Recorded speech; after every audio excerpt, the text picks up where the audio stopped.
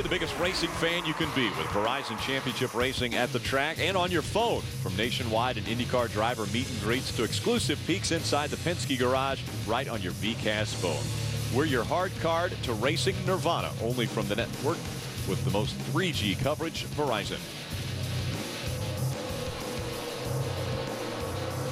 Let's go down to the pits and Adam Alexander. And Rick, you were looking at the tire that came off of Mike Skinner's truck. He made an unscheduled stop at lap 95. This is the reason why.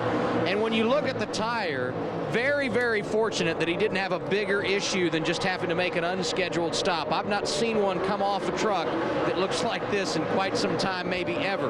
The bad news is they have lost a great deal of track position. The good news is we are in the middle of a green flag run, and in the next 15 or 20 laps, everyone in that lead pack going to have to come down, get tires and fuel.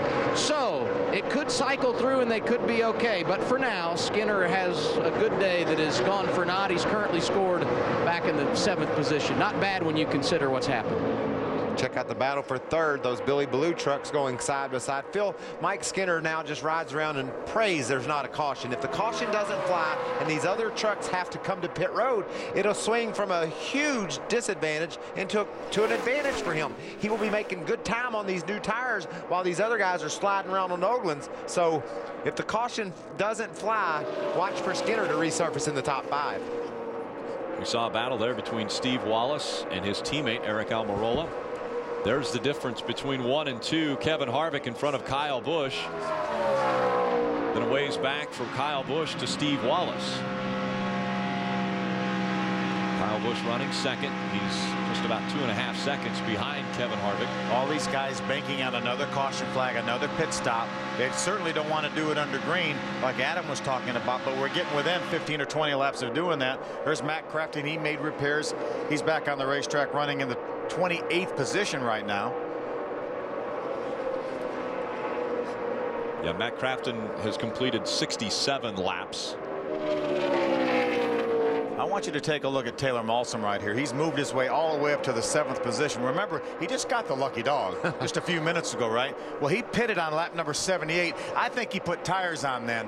Hey, if this thing goes green, he can go the rest of the way. He right now is running in the 7th position. He's not that far behind our leader. I'm telling you, he may be in great position if this thing goes green, Adam. You're exactly right, Phil, and to confirm, he did take tires when he came down under caution about 25 laps ago, and they feel good about where they are. Dan Stillman, the crew chief atop the pit box, crossing his fingers. This race does, in fact, stay green, and he's not the only driver that has this kind of strategy going on at this stage of the race. He's also got a lot of company right behind him too, Phil. He's running in 7th, and you look all those trucks, that's 8th, 9th, 10th, all the way back to 11th or 12th. Following in his tire tracks. Right before our last commercial, I was looking, and was from 7th to 14th. There was 1 second between 7th to 14th. Maybe a tire loose or something. Problem for Jeff Bodine in that 95. Coming to you. 3,800. He had got the Aaron's lucky dog, and now he's got problems. Ray Dunlap, what's going on? Well, Rick, just wanted to give you an update. What I'm hearing down on my end is lap 114 to 116 is the window that everybody's in here based on when they need to come to the pits if this thing stays green. I just talked with Ernie Cope, and he said, we've got 4 tires, and we're definitely going with 4 when we pit. We were just hoping it'd be under yellow. But we're getting within about 8 laps of these guys maybe having to do green flag stops. I'm telling you, Taylor Malsom is in the driver's seat. Now, if they pit under green, Kevin Harvick and some of the guys running right up front, they can probably get back out, maybe without losing a lap, because he's about 15, 16 seconds ahead of Taylor Malsom. And then if the caution flag were to come out, he would have fresher tires than Taylor Malsom, and he would be in great shape. If it goes green the rest of the way, watch out for Taylor Malsom. And Mike Skinner, this is making me nervous. I love when the drama starts to build, and it's getting dramatic here late in the going. Closing in on the final 20 laps of racing from Atlanta Motor Speedway. Kevin Harvick's out in front now, but he has to come to pit road.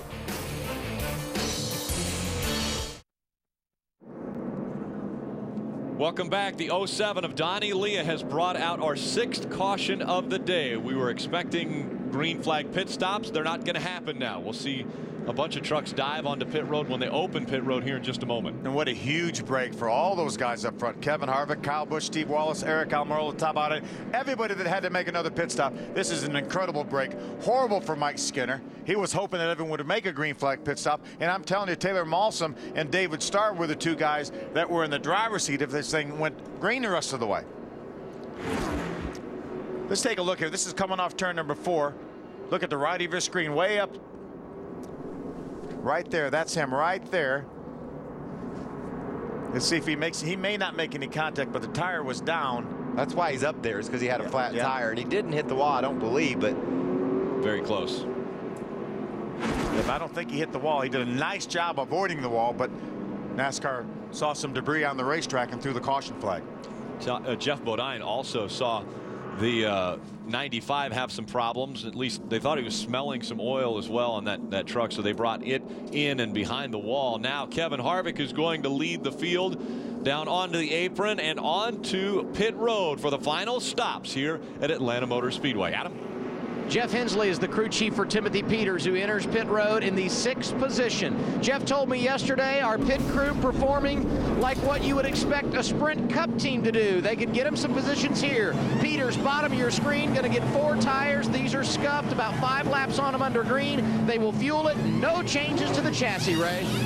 Sticker tires on my end down here, Adam. We see Kevin Harvick with no chassis adjustments at all, but Ernie Cope decided to go up a ½ pound of air pressure all the way around because this is going to be a fairly short run to the finish. Harvick is going to roll out first. David Starr is going to have a great pit stop, rolling out second. Here comes Kyle Busch. He'll be third off of pit road.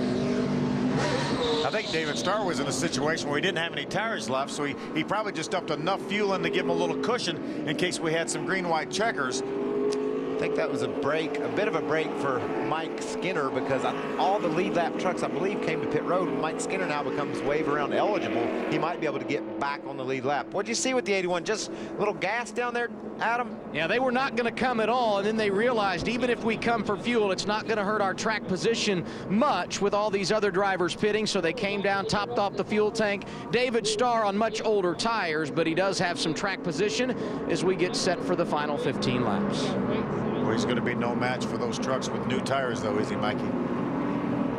You just can't stay up there. I mean, the only thing that he could have accomplished by staying out was keep guys like Mike Skinner a lap down, because I believe Mike and some of these guys will stay out, wave around, and then that's somebody he'll have to beat. But, you know, he feels like he can do that. But you come to pit road, you put people back on the lead lap. There's my guy, Brad Sweet. He's a fast little USAC driver, and 2 lucky dogs today. Got a shot at a top 10 finish now, Phil. He was your speed spotlight from earlier today. Let's take a look back at how our speed spotlight drivers are doing or faring in this race at Atlanta Motor Speedway. See, Chris Fontaine was my driver. He started in the 13th spot. He's still on the lead lap, running, being shown right now in the 17th position, but has a shot at a good top 15 finish.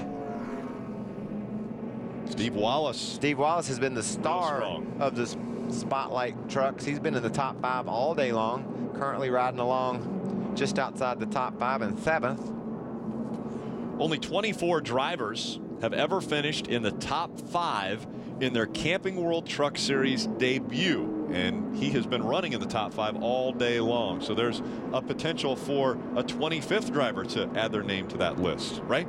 Little bit of a problem on the pit stop there, though, Rick. They had a slow stop. Steven did not have his foot down on the brake solidly enough, so as they got ready to make the tire changes on the front, the wheels were spinning around. So they lost 3 or 4 spots in the pits due to that little bit of a driver error.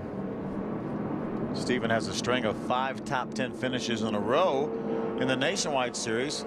They'll head to Bristol next week, or actually the week after next, for their next race.